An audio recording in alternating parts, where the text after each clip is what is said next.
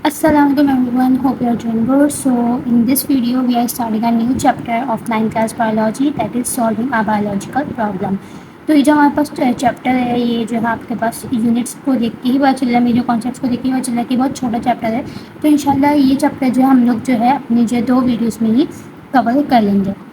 Okay, तो आज जो हम लोग कवर करने वाले हैं, जो हमारे पास बायोलॉजिकल मैटर है, उनको तो इंशाल्लाह आज हम कवर कर लेंगे। देखते हैं कि हमारी वीडियो जो है कितनी बड़ी होती है, उस हिसाब से जो है हम टॉपिक्स को कवर करेंगे। सो जो है हमारे पास जो हम लोग आज कवर करेंगे वो हमारे पास बायोलॉजिकल मैथड्स। इसके अलावा हमारे पास वीडियो छोटी हुई या हमारे पास वीडियो ज़्यादा बड़ी होने लगी तो हम लोग उसको यहाँ तक रखेंगे, अदरवाइज हम लोग जो है आगे भी देखेंगे कि हमारे तक कहाँ तक ही कवर हो सकता है आज की वीडियो में। Okay, so let's start our second chapter. So सबसे पहले हम लोग को इंट्रो देखते हैं। तो science is a systemic study of nature and how it affects us. तो हमारे पास साइंस जो सिस्टमिक स्टडी होती है नेचर की, और जो है हम लोग ये पढ़ते हैं कि पहले तो ये कि साइंस हमारे पास क्या होती है, सिस्टमिक स्टडी होती है नेचर की, और दूसरा हमारे पास ये पढ़ते हैं कि हमारे पास साइंस जो है वो किस तरीके से हमें अफेक्ट करती है, दूसरा ये इन्वायरमेंट को किस तरीके से अफेक्ट करती है। ये जो हम लोग क्या पढ़ होते हैं, साइंस में पढ़ते होते हैं। It is a body of knowledge that is constantly changing through the use of better and accurate tools of investigation. At the core of biology and other sciences lies a problem solving approach called the scientific methods.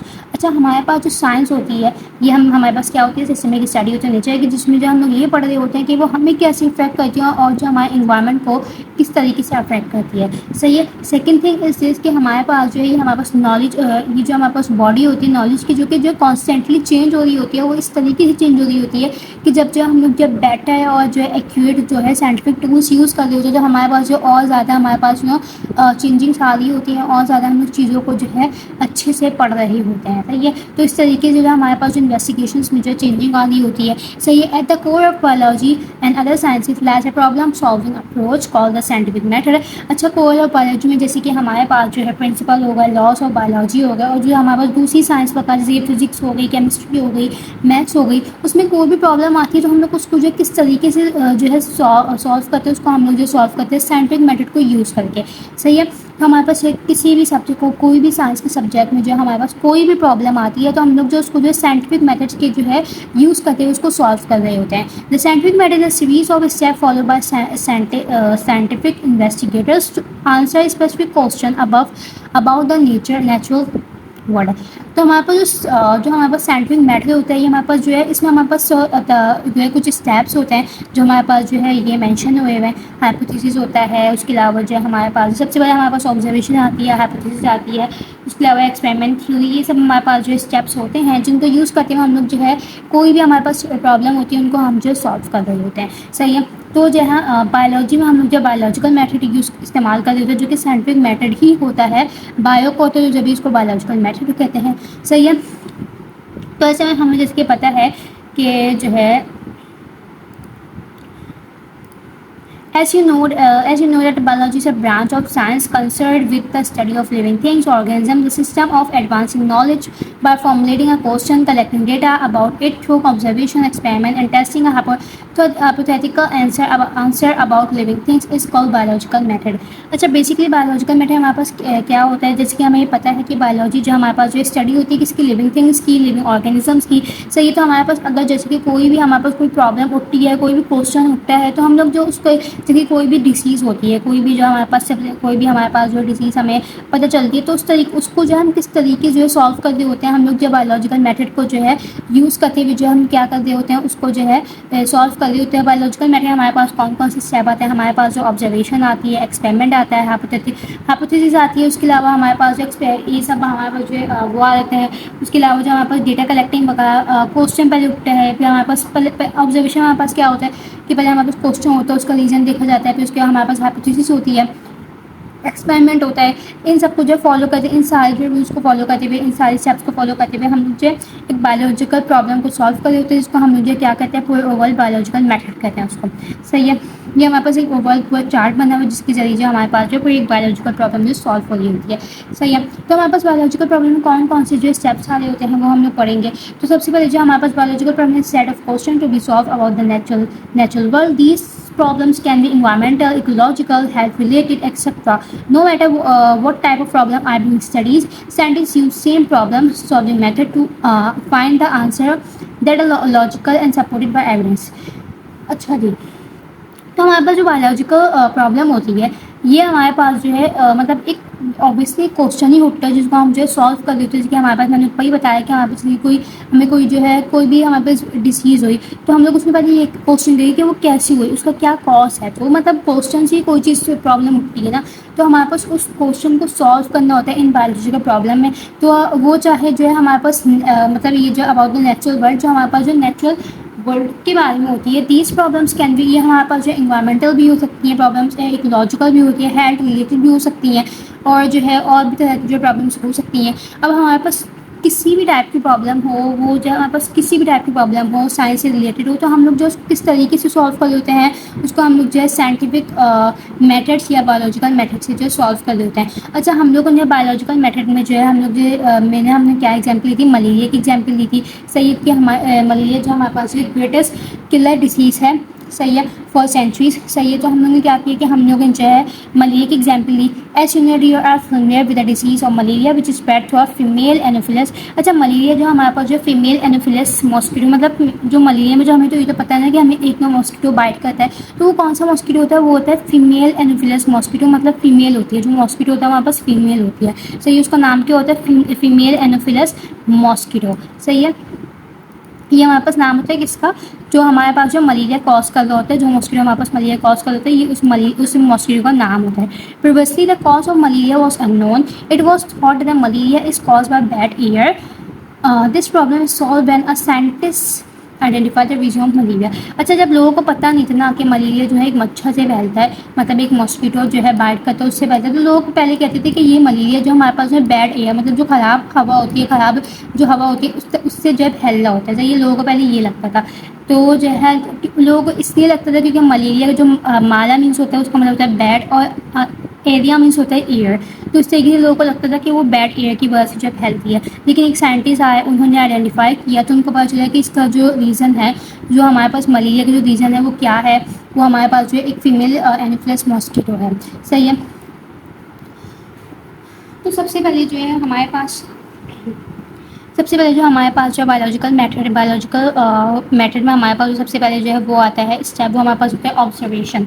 सही है, observation में हमारे पास क्या आता है, observation में पास क्या आता है, the first step is to identify the reason of the problem followed by the formulation of question about what has been observed. The solution of biological problem has starts with observation. Your observation can be on anything from plant movement to animal behaviour. Observation is a statement of knowledge gain through the senses through the use of scientific equipment. अच्छा, हमारे पास जो सबसे पहले observation होती है, observation हमारे पास क्या होती है, ऑब्जर्वेशन हमारे पास ये होता है कि जो पहला स्टेप होता है वो ऑब्जर्वेशन होती है। सही है, अगर मतलब ऑब्जर्वेशन हमारे पास क्या होता है कि जो है इसमें हमारे पास है एक तरह से किसी कोई भी हमारे पास जो मैंने ऊपर ही बताया कि कोई भी हमारे पास जो है प्रॉब्लम आई। सही है, तो हम लोग सबसे पहले क्वेश्चन करते हैं कि ये कैसी हुई, क्या वजह है, हम लोग पहले उसका रीज़न पूछते हैं। सही है, रीज़न पूछते हैं, तो हम लोग कोई भी साइंटिस्ट या कोई भी पर्सन जो है, या कोई भी हमारे पास साइंटिस्ट हो, उसको जो है जब सॉल्व कर रहा होता है तो पहले वो उसको ऑब्जर्व करता है। सही, ऑब्जर्व वो किस तरीके से करता है, ऑब्जर्व जो है वो अपने जो है सेंस के थ्रू कर रहा होता है, ऑब्जर्व वो अपने जो है जो हमारे पास साइंटिफिक इक्विपमेंट है उसके ज़रिए भी कर रहा होता है। अच्छा, हमारे पास ऑब्जर्वेशन किसी में भी हम लोग ने लगा सकते हैं, प्लांट में भी लगा सकते हैं। अच्छा, ऑब्जर्वेशन में अब जैसे कि मैं आपको एग्जांपल लेती हूँ, जब जो है कोई पेशेंट आता है डॉक्टर के पास, तो जो है डॉक्टर जो है उसको अपनी कोई कंडीशन बताता है, उसकी तबीयत ख़राब होती है, अपनी कंडीशन बताता है, तो डॉक्टर जो उससे पहले पूछते हैं कि आपको क्या क्या हो रहा है, आप अपने सिम्टम्स बताएं, आपको क्या क्या हो रहा है, तो वो जो है डॉक्टर को बताता है। फिर डॉक्टर जाके उसकी जो है टंग चेक करते हैं, लाइट के थ्रू टंग चेक करते हैं, आइस चेक करते हैं, नेल्स वगैरह भी चेक कर रहे होते हैं अक्सर। तो इस तरीके से डॉक्टर जो उसको ऑब्जर्व कर होता है, ऑब्जर्वेशन की बात डॉक्टर उसको रीज़न बताते हैं कि आपको ये इस वजह से हुआ है। इवन कि डॉक्टर कभी कभी ऐसा भी होता है कि डॉक्टर जो है हमसे पूछते भी कि आपने ये खाया था या आप ऐसी चीज़ें खा रहे हैं, तो वो ऑब्जर्व करते हो, ऑब्जर्व करके जो वो जो है एक चीज़ का रीज़न निकालते हैं कि हाँ जो आपकी तबीयत है ऐसी वो इस वजह से। तो यही जो है इसमें भी यही होता है कि अगर कोई जो प्रॉब्लम जो है हमारे पास बनती है, तो उसमें जो हमारे पास सबसे पहले रीज़न जो है वो आइडेंटिफाई किया जाता है कि इसका रीज़न क्या है, ये हो क्यों रहा है। और रीज़न हमारे पास जो है दो तरीके से जो हम लोग जो है उसको निकाल सकते हैं। क्वान्टिटेटिव रीज़न भी होता है जिसमें हम लोग जो सेंसेस का इस्तेमाल कर लेते हैं, आइज़ का, हेयरिंग, टेस्ट, टच, स्मेल। उसके अलावा जो हम लोग जो है जो साइंटिफिक इक्विपमेंट्स होते हैं, डिफरेंट इक्विपमेंट्स जो है उनको भी इस्तेमाल करते हुए रीज़न जो ढूंढ रहे होते हैं, ऑब्जर्व कर रहे होते हैं। सही है। About 280 million people suffer from malaria in over 100 countries and more than 2 million die every year from this disease. Okay. In 1880, a French physician Levin studied the blood sample of malaria patient under microscope and observed tiny creatures in it and named as plasmodium. So the observation was made that plasmodium is present in the blood of malaria patients. अच्छा, हमारे पास जो एक scientist थे, French physician थे, इनका नाम लेवन था। इन्होंने जो है हमारे पास जो हमारे पास मलेरिया पेशेंट होता है, मलेरिया पेशेंट को जो ब्लड सैंपल लिया और उन्होंने जब माइक्रोस्कोप में जब उसको जो है ऑब्जर्व किया तो उन्होंने देखा कि हमारे पास जो टाइनी क्रिएचर्स थे, ये हमारे पास टाइनी क्रिएचर्स थे जिसका जो नाम दिया प्लाज्मोडियम। तो उन्होंने बताया कि हमारे पास जो मलेरिया होता है वो हमारे पास प्लाज्मोडियम एक टाइनी क्रिएचर होता है, उसके वजह से जो हमारे पास क्या होता है, मलेरिया होता है। जो हमारे पास प्लाज्मोडियम कहाँ से आता है, फीमेल मॉस्किटो से आता है। जैसे आपको पढ़ा हम लोगों ने कि फीमेल एनोफिलस मॉस्किटो होती है, उसके जो है जरिए हमारे पास जो प्लाज्मोडियम जो ह्यूमन बॉडी में जाता है और हमारे पास क्या करता है, मलेरिया कॉज करता है। सही है। उसके अलावा क्या है, hypothesis. Hypothesis key component of the scientific process. It is defined as a intelligent gas made by scientist in the form of statement. It is important to note that hypothesis must be testable. That means you should be able to test your hypothesis through experimentation. Your hypothesis must either be supported और falsified by your experiment. हमारे पास hypothesis क्या होती है, hypothesis हमारे पास जो की component होता है साइंटिफिक, मतलब सबसे पहले हमारे पास जो ऑब्जर्वेशन आती है उसके बाद हमारे पास हाइपोथेसिस होती है। अगर जैसे कि हाइपोथेसिस में अगर मैं आपको सिंपल वर्ड में बताऊं, जैसे कि हमने जो किसी चीज़ का रीज़न निकाला कि हाँ भाई, जैसे कि साइंटिस्ट ने जो हमारे पास ये रीज़न निकाला कि भाई जो हमारे पास जो वो है फला जो हमारे पास डिसीज़ है वो इस वजह से हो रही है। अब उसको चेक भी तो करना है कि जो मतलब जो हमने रीज़न निकाला है वो सही है कि भी नहीं। मतलब ऐसी कोई रीज़न तो हम लोग आगे नहीं पहुँचा सकते ना। हम लोग कोई वजह पता चल गई, हम लोग ने बस बोल दिया कि भाई हाँ ये इस वजह से हम लोग ने उसको जो है आगे पहुँचा दिया, नहीं। उसको जो है डिफरेंट प्रोसेस के लिए चेक किया जाएगा। तो वो जो है तो हमारे पास हाइपोथेसिस आती है जिसमें हम लोग जो है जो हमारे पास जो हमारे पास गैस जो है हमारे पास the intelligent gas made by scientist in the form of statement, उसको जो हम लोग क्या कर देते हैं, चेक कर देते हैं एक्सपेरिमेंट्स के जरिए जो चेक कर रहे होते हैं, जिसको हम क्या कहते हैं, hypothesis. It is defined as intelligent gas made by scientist. It is important to note that hypothesis must be testable. इसको टेस्ट लाजमी करना होता है। फिर जाए आपने कोई गैस लगाया है, आपने कोई रीज़न बताया, तो उसको टेस्ट भी करना है कि क्या आपको रीज़न या आपका जो गैस है वो सही है कि नहीं। You should be able to test your hypothesis through experimentation. Your hypothesis must either be supported or falsified by experiment. अच्छा, अभी हमारे पास हाइपोथेसिस जो ऑब्वियसली वो जो है सही भी हो सकती है, गलत भी हो सकती है। सही है। अच्छा, for example, in malaria case, an intelligent guess is made after observation that plasmodium is the cause of malaria, but it is only a guess which can be presented as a hypothesis. अच्छा, जैसे कि मैंने ऊपर बताया कि हमारे पास जो है मलेरिया किस वजह से होता है, प्लाज्मोडियम की वजह से होता है। अच्छा, जब ये बताया था ऊपर जो एक साइंटिस्ट ने जो हमारे पास ये मतलब वो उससे देखा था माइक्रोस्कोप में, तो उसने सिर्फ उस वक्त बताया था, रीज़न दिया था, सिर्फ और सिर्फ गैस लगाया था कि भाई हमारे पास एक टाइनी क्रिएचर्स होते हैं जिसका हमने जो नाम जो है प्लाज्मोडियम रख दिया, और ये जो है ऐसे मलेरिया पेशेंट में पास जाते हैं और इसकी वजह से जो हमारे पास क्या हो रहा होता है, मलेरिया हो रहा होता है। अब नीचे जब हम लोग उसकी हाइपोथेसिस करने आए तो उसको जो चेक भी तो करना है। किसी बंदे ने बोल दिया कि भाई प्लाज्मोडियम की वजह से हो रहा है तो उसको एक्सेप्ट नहीं कर लेंगे, उसकी डिफरेंट हम लोग उसको चेक करेंगे एक्सपेरिमेंट्स के जरिए, तो जाके जो है फिर कंफर्म होगा ना। तो इसमें भी ये बात की हुई कि एक बंदे ने कह दी प्लाज्मोडियम कॉज है, but it is only a gas, ये भी गैस है। सही है, जो कि जो है प्रेजेंट किया है एज अ हाइपोथेसिस। सही है। उसके बाद हमारे पास आई रीजनिंग।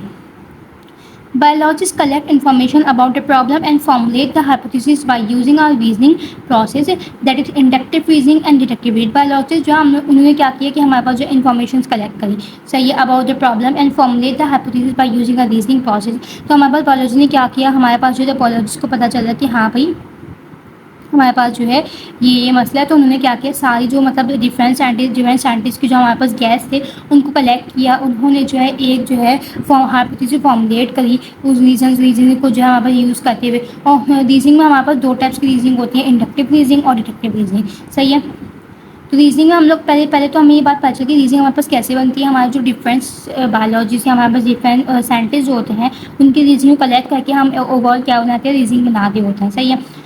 तो हमारे पास जो है मतलब उनकी हाइपोथेसिस को, उनके रीजंस को जो है हम लोग, जो भी रीजंस होते हैं, जो उनके गैस होते हैं, उन सबको कलेक्ट करके हम लोग ओवरऑल रीजनिंग बना रहे होते हैं। रीजनिंग हमारे पास दो टाइप्स की होती है, इंडक्टिव रीजनिंग होती है पहले हमारे पास, दूसरा हमारे पास जो है डिडक्टिव रीजनिंग आती है। इंडक्टिव रीजनिंग हमारे पास क्या होती है? Inductive reasoning moves from the specific to general, that is shark is a fish, all fishes have scales, therefore shark also have scales. तो ये deductive reasoning moves from the general to specific, it is based on if then statement. Deductive reasoning can be tested and verified by experiments in malaria case. The following deductive reasoning is made: if plasmodium is the cause of malaria, then all the malaria patients should have plasmodium in their blood as shown the figure. अच्छा, inductive reasoning में हमारे पास क्या होता है? हमारे पास एक general जो है हमारे पास जो है रीजनिंग होती है, मतलब जैसे कि हमारे पास क्या है, हमारे पास ये है कि हमारे पास सारी जो फिश होती है ना, उनके पास क्या होते हैं? स्केल्स होते हैं। सही, हमें पता है ना, स्केल, सारी फिश स्केल होती है। तो रीजनिंग में हमारे पास ये होता है कि जैसे कि हमने बोला कि भाई जो हमारे पास जितने भी हमारे पास जो वो होते हैं, जैसे कि मैं आपको क्या वो दूँ, वेट, अच्छा जी, तो मैं जो हूँ जैसे कि हमारे पास जो है होता है कि एग्जाम्पल होती है शार्क की।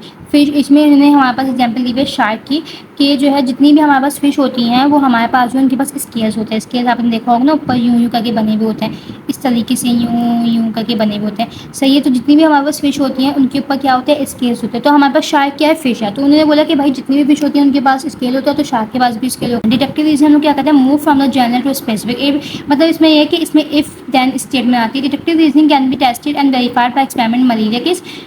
If plasmodium is a case of malaria, then all malaria patients should have plasmodium blood. मतलब इसमें क्या है हमारे पास, क्या अगर हमारे पास जो है एक प्लाज्मोडियम है, उसमें हमारे पास जो है क्या मतलब हमारे पास मलेरिया किसकी वजह से हुआ है? प्लाज्मोडियम की वजह से हुआ है। जो जितने भी पेशेंट होंगे उनके पास क्या होगा? प्लाज्मोडियम होगा उनके ब्लड में। सही है।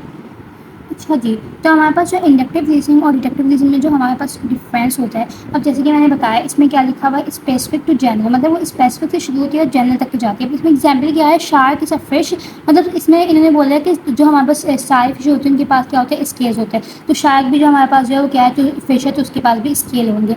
तो ये ज़रूरी नहीं है कि अगर जो है शार्क हमारे पास जो है वो फिश है तो हमारे उसके पास भी हमारे पास स्केल्स होंगे। हाँ सही है, वो फिश की कैटेगरी में आती है, लेकिन इट इज़ नॉट नेसेसरी कि उसके पास भी स्केल होंगे।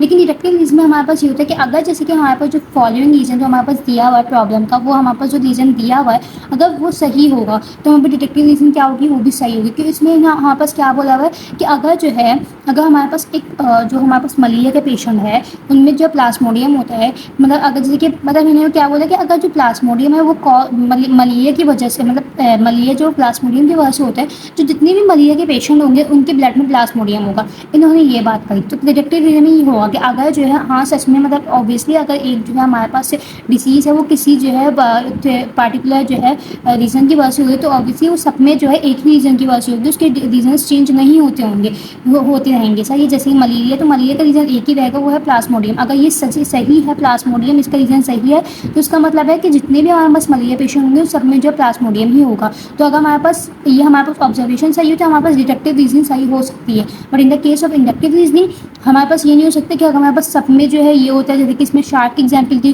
तो अगर सारे फिश में स्केल, तो ज़रूरी नहीं है कि हमारे पास जो है जो हमारे पास वो है शार्क है उसमें भी स्केल्स हो। सो इन दो रीजन के बाद जो है हमारे पास आती है experiment. Once a problem has been observed and hypothesis suggested, the next step is in the scientific method is to design experiment based on reasoning. Experiment is practical performance, हमारे पास experiment जो हमारे पास practical performance होती है of a scientist to identify the real cause of the problem based on inductive and deductive reasoning.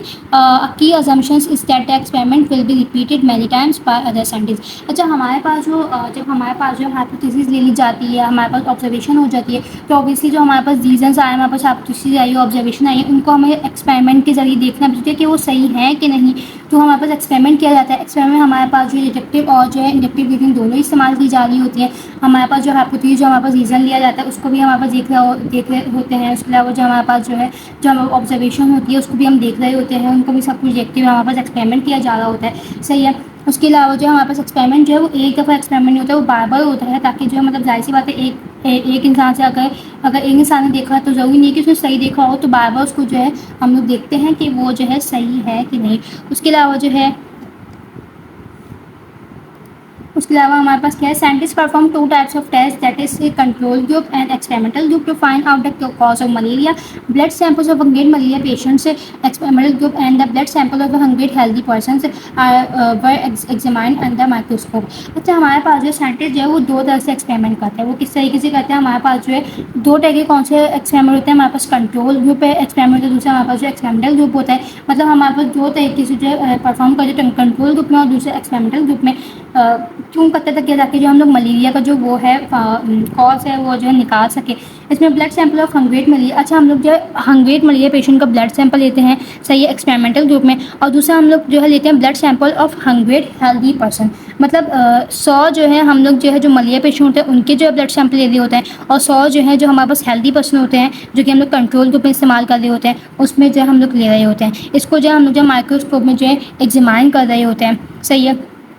तो ये जो है अच्छा, हमारे पास क्या होता है, हमारे पास एक्सपेरिमेंट क्या होता है. एक्सपेरिमेंट में हम लोग को जो है हमारे पास जो हाइपोथेसिस होती है, हमारे पास जो है जो ऑब्जर्वेशन होती है उनको हम टेस्ट कर रहे होते हैं. जो हमारे पास जो वो होती है एक्सपेरिमेंट, उसमें हम लोग जो है 2 तरीके से परफॉर्म कर रहे होते हैं. कंट्रोल ग्रुप में हम लोग जो एक्सपेरिमेंट कर रहे होते हैं, एक्सपेरिमेंटल ग्रुप में. कंट्रोल ग्रुप में हम लोग क्या करते हैं कि हम लोग जो 100 हेल्दी पर्सन होते हैं, जो मलेरिया पेशेंट वाले नहीं होते, इनमें मलेरिया नहीं होता, जो हेल्दी पर्सन होते हैं उनका ब्लड ले रहे होते हैं. दूसरा हम लोग जो है एक्सपेरिमेंटल ग्रुप में हम लोग जो मलेरिया पेशेंट होते हैं उनका ब्लड सैंपल ले रहे होते हैं, सही है. उसके अलावा जो हम लोग के पास नेक्स्ट आता है रिजल्ट. ओके, नेक्स्ट रिजल्ट आता है. The result are where you report what happened in the experiment. That include detailing all observations and data made during your experiment. Results verify the hypothesis in the case of malaria. It was found that all the malaria patients had a plasmodium in their blood, whereas the blood sample of healthy person control group were free from plasmodium. अच्छा, हम लोग ने जब result check किया, मतलब जो experiment के बाद हमारे पास रिजल्ट आता है ना, तो रिजल्ट में हमने ये देखते हैं कि मतलब एक्सपेरिमेंट में हमें क्या मिला या एक्सपेरिमेंट में हमारे पास क्या हुआ. तो हमारे पास जो 2 ग्रुप हमारे पास बनाए गए थे, एक एक्सपेरिमेंटल ग्रुप और दूसरा हमारे पास जो कंट्रोल ग्रुप बनाया गया था. तो उसमें हम लोग ने ये देखा कि जब हम लोग ने उनको जो है माइक्रोस्कोप से ट्रीट किया, तो हमने मतलब देखा, ऑब्जर्व किया, तो उसमें हमने देखा कि भाई जो हमारे पास जो हेल्दी पर्सन वाला जो उनका जो ब्लड था उसमें जो है प्लाज्मोडियम नहीं था. लेकिन जो हमारे पास जो एक्सपेरिमेंटल ग्रुप में मतलब जो मलेरिया पेशेंट वाला जो ग्रुप था हमारे पास, उनके जो है ब्लड में हमारे पास क्या था, प्लाज्मोडियम था, सही है. मतलब क्या, जो हमारे पास हेल्दी जो हमारे पास वो वाला ग्रुप था जिनमें जो है मलेरिया पेशेंट वाले नहीं थे, जो हेल्दी ब्लड ग्रुप थे, हेल्दी पर्सन के जो है ब्लड हमने सैंपल लिए थे, उनमें जो है हमारे पास प्लाज्मोडियम नहीं था. और जो है जो हम लोगों ने जो है वो वाले जो है पर्सन्स के ब्लड लिए थे जो इनके पास जिनमें मलेरिया था, उसमें जो है प्लाज्मोडियम पाया गया था, सही है. तो हमारे पास जो कंक्लूजन में हम बस क्या कंक्लूड किया गया था, final step of the scientist method is developing conclusion. This is where all results from the experiment analyze and determination if reach about the hypothesis. If your hypothesis was supported, it's great. If not, repeat the experiment और think of other ways to improve your procedure. Conclusion हमारे पास क्या बनी, conclusion हमारे पास बनी that plasmodium is a cause of malaria. अच्छा, हमारे पास क्या कंक्लूजन, हमारे पास जो फाइनल स्टेप होता है जिसमें हम लोग जो डेवलप करते हैं, कंक्लूजन करते हैं, कंक्लूजन डेवलप करते हैं. This is where all the results and experiments are analyse.